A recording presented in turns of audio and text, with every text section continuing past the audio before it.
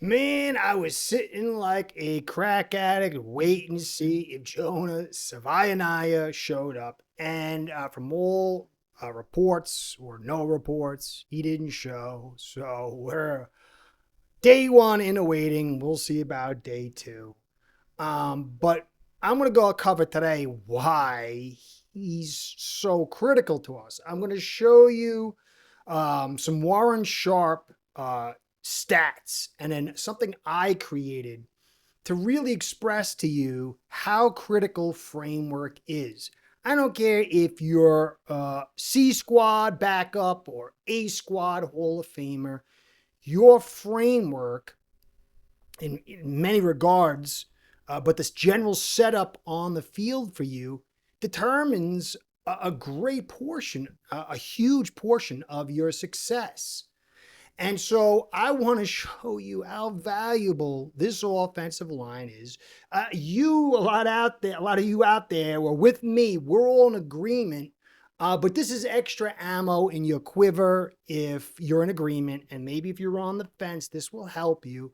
And if you don't believe, maybe this will bring you to our side. So Jonah and the rest, there's a lot of ifs on this offensive line. But those ifs are attached to potential.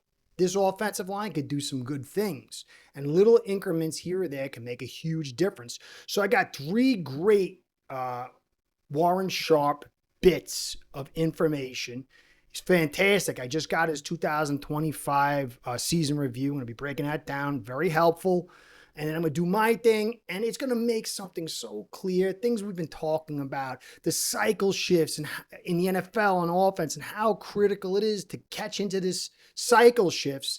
And you're going to see through these statistics clearly why this offense has gone nosedived like a lawn dart into cement. So that's the deal.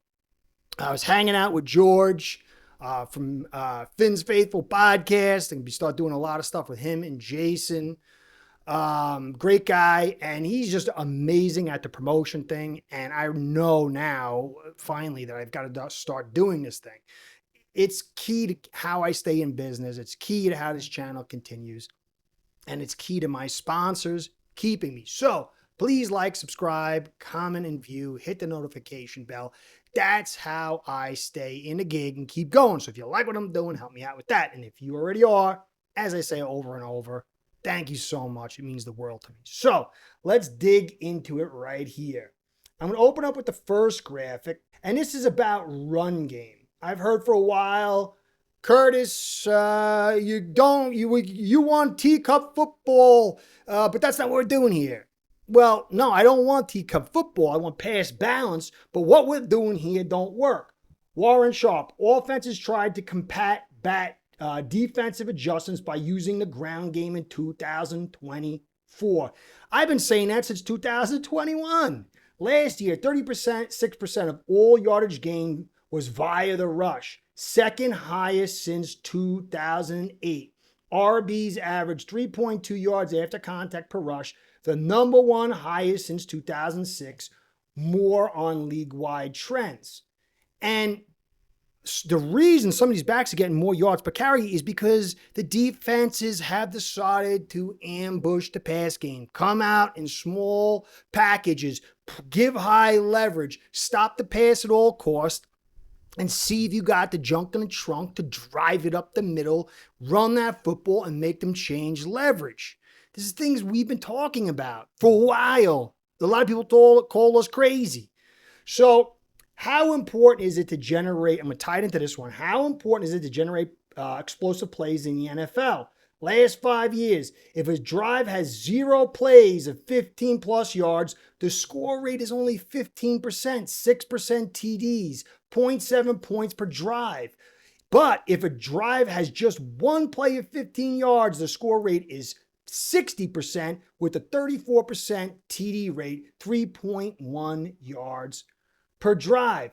Here, expanding on explosive play differential, plays at 15 yards, gained less plays of 15 plus yards as followed. So Philly top, Super Bowl, plus 37. Their rush rank 2. San Fran, They were about fourth. Rush rank 11. Tampa Bay, rush rank 5. They were just below San Fran. Now, Seattle's the outlier. It doesn't mean 100%, but their rush rank was 28, but their yards per carry was 17th. So they didn't have lots of rushes, but they were a little bit more effective. They had plus 28. Baltimore back on it to kind of tie this together. Rush rank total 1. All the way down to the bottom, -6, Miami. Rush rank 21, better in Seattle, but yards per carry was 28th.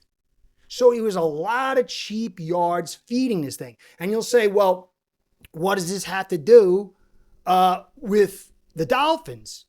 The rush game changes leverage, not from the outside, not on first down, but running inside, especially in the red zone, creates different leverage. And by leverage, you're not seeing cover too high where linebackers playing 5 and 6 yards off that are never taking a step forward. They're reading or dropping. Not to mention with the Dolphins, you see the edges playing out wide and you got 5 offensive linemen with 2 nose tackles and linebackers playing in Kalamazoo. And so they are ambushing the deep play. They're ambushing the limited menu of screens, outside runs, pocket post, and deeps. And so you limit the explosive plays. And as I've said for years, and some people laughed, run game creates that leverage. It creates balance. It puts the defense on its heels so they guess. And when they guess wrong, you call the right play, and that's how you get explosion. Our offensive line is no bueno. It's been no bueno. Hunt and Connor, fantastic, especially together. Some of the best chemistry I've seen with the 2 Miami Dolphins players on the offensive line in a long time. And Teron, when healthy, was phenomenal. But everything else was garbage. And then last year, just about everything was garbage.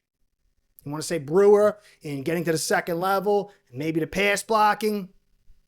But in between that, not so bueno. Hopefully this year will work out better. So Paul Savaiinaea, who we got to get in here. Every day he's missing a guy transitioning to the left guard spot. He's played guard, but now he's playing left, and he said he's trying to get used to coming off the right foot, right foot. And he's going against NFL players. He's going from tackle, which he's facing smaller guys in college.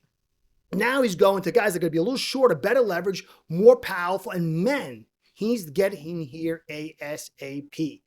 Because if we don't fix this run game, there's going to be major problems again.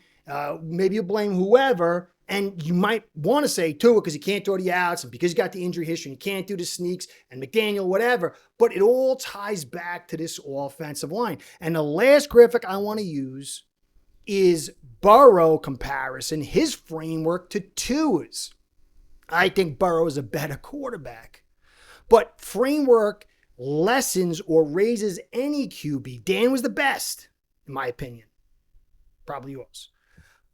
And he didn't really do much. He had a Super Bowl, and I think it was, 9-15 or something like that in the postseason. The framework wasn't there, and he's the best. So this is the last graphic. I put this together this morning on the Twitter. And you'll see a bunch of stats here, but ultimately it's going to set the framework up. And the framework is quarterbacks want as much time as they can without being harassed. They want thinner secondaries, hopefully through the blitz. They want to send more receivers out against that secondary and hopefully have a better match. To let more blockers in, less receivers out. Quicker time to throw, less time to read, and less time for receivers to get out into space and to get separation. Screens, Tua, Aqua, blows away Tua. It was like 20 to 8%. Play actions, I forgot I think it was 25% to about 19%. These both are non-conducive environments for a quarterback to throw the football. Play action can be because you get a little more protection, but usually it's when you take advantage of it. But on the whole, you don't want lots of play action and lots of screens. Extra blockers. Tua had a little bit more than Burrow. Not in numbers, but when you spread it out over the passes. Clean throw time. Tua had more clean throw time. You can say, well, he should have got it out, but he was throwing at a much lower percent, a faster percent, and he had all these guys staying in and less guys in routes. Passes without pass rush mitigation. That's screens and play actions combined. That's my stat. Much higher for Burrow than Tua. Blitz percent, 9% difference. 29% for Burrow and 20% for Tua. And the blitz, it's good for a quarterback if it gets picked up. You blitz one or two guys, your secondary stacked. If you're putting out more guys out there, you're getting some one-on-ones. And then the last Burrow's time to throw advantage was 0.18, about 10% advantage in time to throw. And you add in the lack of blitzing, the extra time to throw, the passes without pass rush mitigation, and the extra blockers, Tua was throwing to fewer receivers against more defenders far more often in less time. And it doesn't mean he's better than Burrow or this or that, but that's a non-conducive environment. So neither Burrow or Tua had a good run game, but you can clearly see that Burrow's pass protection was better. Now imagine if both these guys had a better run game, what they could do. So going back to what Warren Sharp talked about, it ties it together. Not being able to run the football, get your yards, change the leverage. You get explosive plays. Even one creates a huge difference in your drives. And so you can see clearly here what they were saying to the Dolphins. You guys can't run the football. Your offensive line blows. Linebackers are staying deep. They're never taking a step forward. They're reading and reacting. We're playing the outsides and the deep, and you matriculate down into the red zone where there's more problems for you because your offensive line's not so good. You can't run inside, and all your speed guys are in a small box, and it doesn't mean as much. Take your tree, go home, we'll score. And so Savaiinaea needs to get in here. We need to get this offensive line going. Just little increments will change a lot of stuff. Not saying we're going to the Super Bowl, but it could help this move from a non-conducive environment for Tua to a more conducive environment, and it certainly will set us up for success. Anyway, hope you enjoyed. Curtis saying, be well, go Fins. Curtis out. Start building your own online sports book today by getting signed up with aceperhead.com service that'll allow you to book action on sports from all around the world.